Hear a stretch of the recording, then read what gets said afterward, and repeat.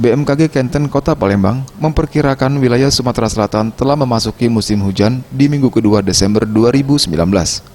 Kasih data dan informasi BMKG Kenten Palembang, Nandang Pangaribowo mengatakan, di minggu kedua bulan Desember ini curah hujan di wilayah Sumatera Selatan cukup tinggi, sehingga berpotensi hujan lebat disertai angin kencang, terutama di wilayah Muara Enim, Banyuasin, dan Muba, yang diprediksi mulai terjadi hujan. Untuk Kota Palembang, intensitas hujan masih tergolong normal. Yang patut diwaspadi pada kondisi iklim saat ini yaitu banyak terjadi kondisi angin kencang di wilayah Indonesia.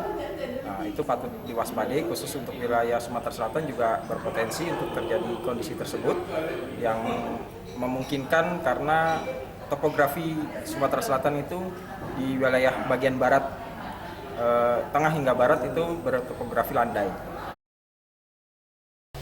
Pihaknya menghimbau masyarakat untuk menjauhi daerah perbukitan karena potensi angin kencang dapat terjadi melihat intensitas hujan yang terbilang tinggi.